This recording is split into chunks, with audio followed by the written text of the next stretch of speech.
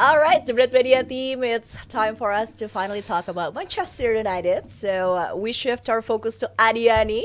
Why me? Because it's Manchester United as a fan. You must be delighted. I'm wearing the Ineos shirt. Ineos, yeah. I thought you were a Fulham Ineos fan, for They you. can't run even a Formula One team, so why trust them running Manchester United?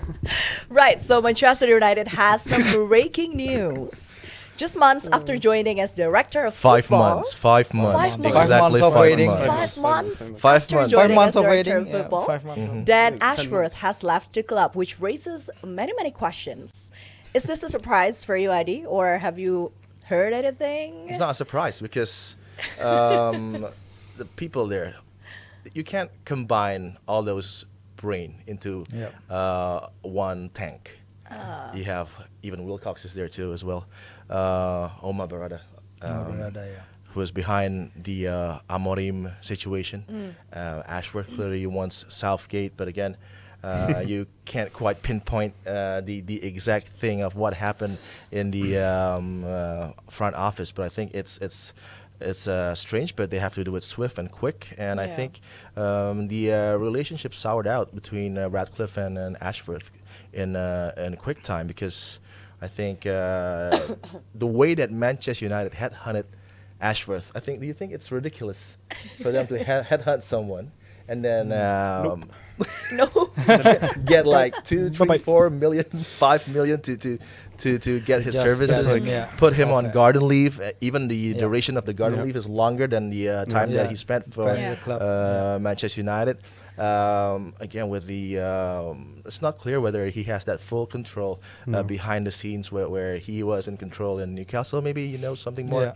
And then West Brom and then Brighton. So the CV, the backdrop of the career is good, but again, with all the respect to Newcastle, it's not Manchester United. And to Brighton, to West Brom as well, it's a different beast. And when you come in there, but you don't deliver, and then you put your trust to Erik ten Hag, you trust him after the results last season, after the defeats of there's a cup win there, but then you put everything into Ten Hag with the war chest of almost 200 plus million, and then the outcome is again struggling. We're not even midway, and Manchester United is nowhere near touching the top 6. So again, it's everything that's pointing towards the exit door for Ashworth. It doesn't matter if he was so good at St. George's Park for England. Yeah, for England. So I think swift business decision from Sir Jim Ratcliffe, and I think with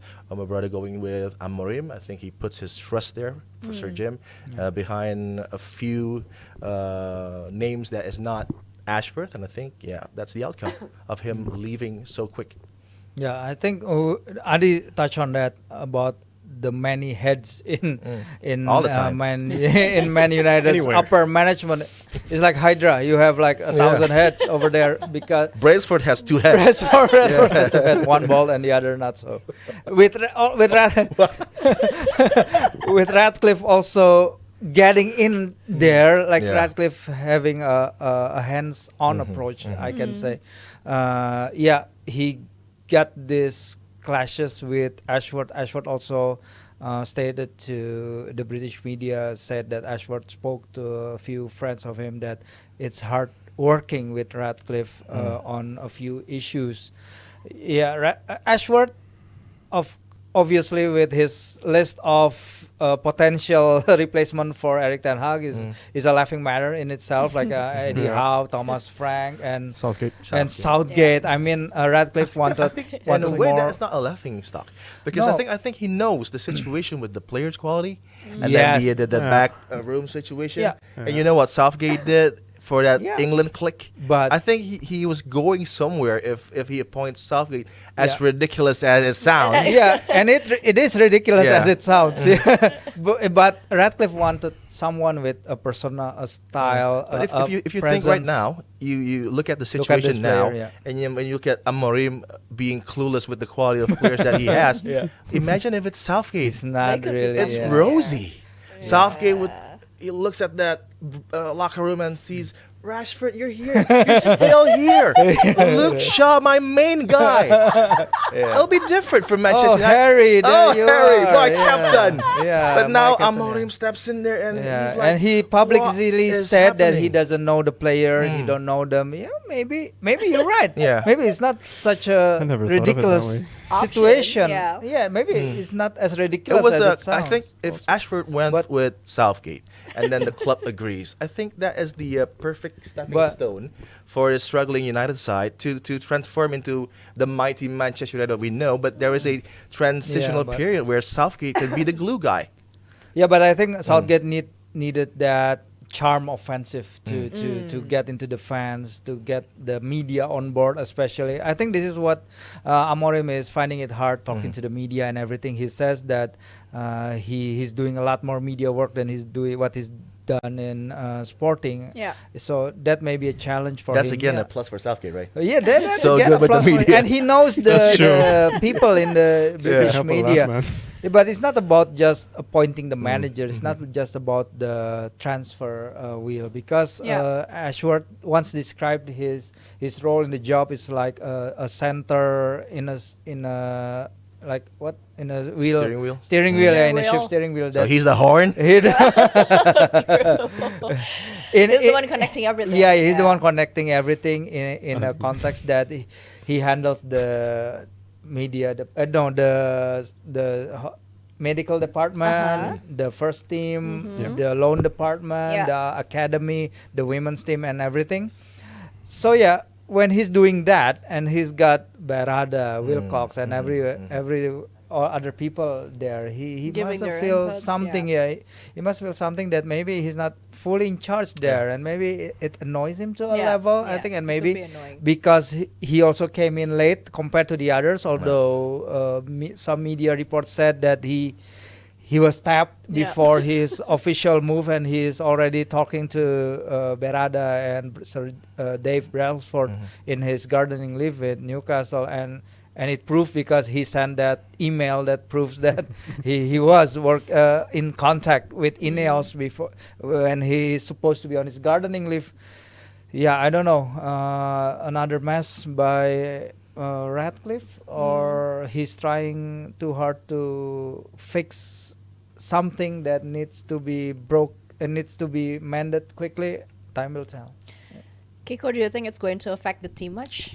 Especially when it comes to the decisions Amorim has to make as he continues to build his team. I think it'll give Amorim more room to do stuff that maybe he didn't have. I felt like they lost and then they sacked Dan Ashworth, like it happened right away.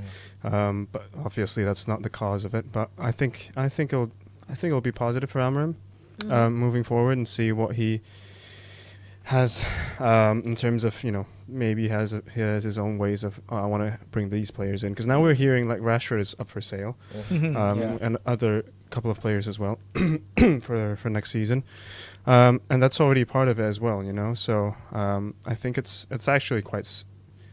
I don't want to say scary, but I would say it's quite promising for Man United fans. It should be, because Amorim's proven himself previously, and if he gets the player that he wants, you get the players that he wants. Players. Singular? He needs players. He needs like 2 windows. I love all these jokes. But no, I think it'll only look good. But this sporting director thing and what's going on with Man United is total fiasco, to be honest.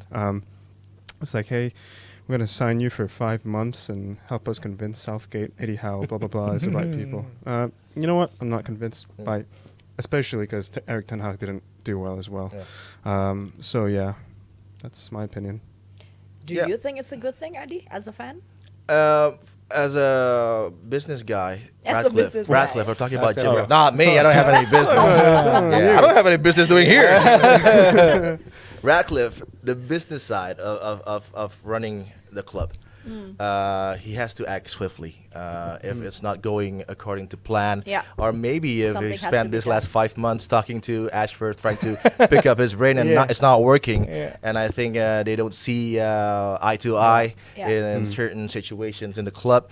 So as the owner, how many percent? 30% owner of Manchester United. He has the say now in terms of footballing decisions in trying to maybe sack Ashworth, which is 5 months or maybe even quicker. Yeah. But as a big club, a massive club, Manchester United, the way they handle the situation is not the best. Going out with just that one club statement, and my brother's not talking. Sir Jim is not talking. Saying what happened eventually between him and Ashworth, and I think it's a shame for Manchester United to go like this in terms of treating one of their former employee. Yeah, with also the price hike for the tickets for the Man United home games, I think, and the cost reduction in the staff in the club. I think, but that is also a business decision, right? Because of of COVID course. and everything. So it's hard for clubs now to hold on to a certain price, which is maybe. Even Sir Jim said, if you go to Old Trafford and it's cheaper than you go to Craven Cottage, it's not going to be, it's not going to make any sense business-wise. And I think with COVID, you have a lot of situations where the financial side is problematic.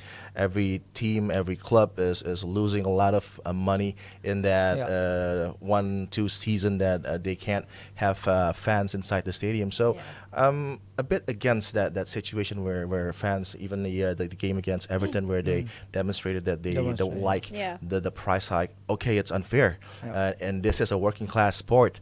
But if you look at the economics now, and if you want to have the best for the clubs, you want to fix that roof, the price hike makes sense. Yeah, something has got to be sacrificed. Nothing gets past Adi. Nothing gets past Adi. Even the roof.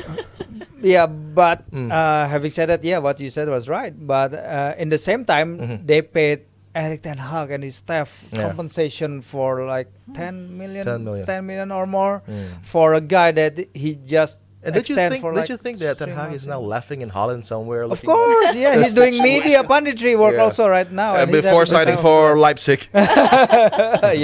He's in line to replace Marco Rose in Leipzig. Who's not doing really well now. So I guess a lot of the optics is not right between the fans and the Man United hierarchy. The cost redundancies, the cost cutting. I think the media said that Ashworth was also against that, and that all part also annoys Ratcliffe because as a businessman, they've got their own strategies and everything.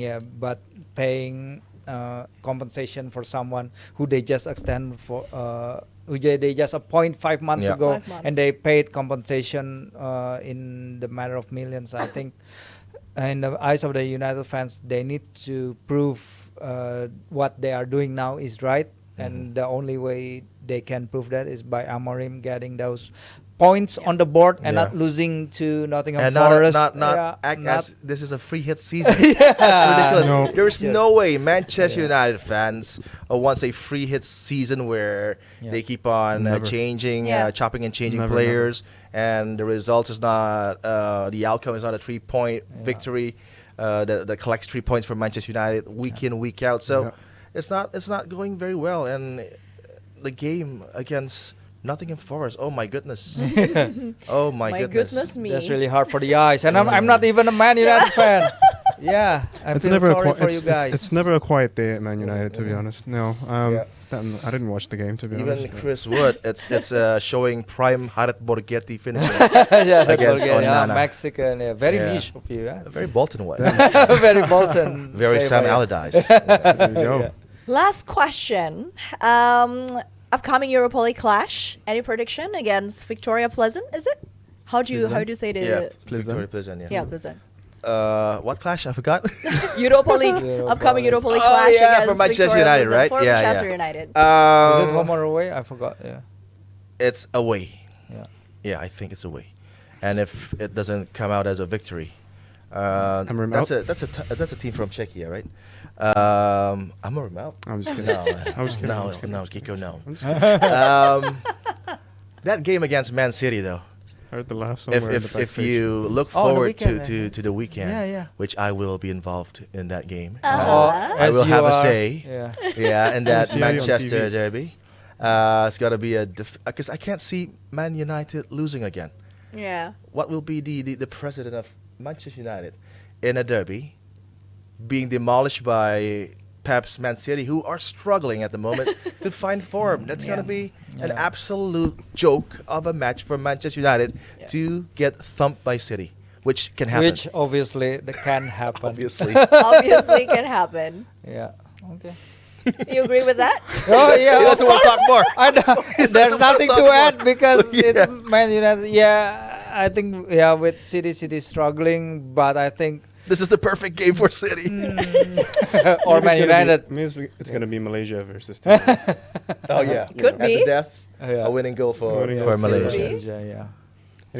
Anybody could be Malaysia at that point.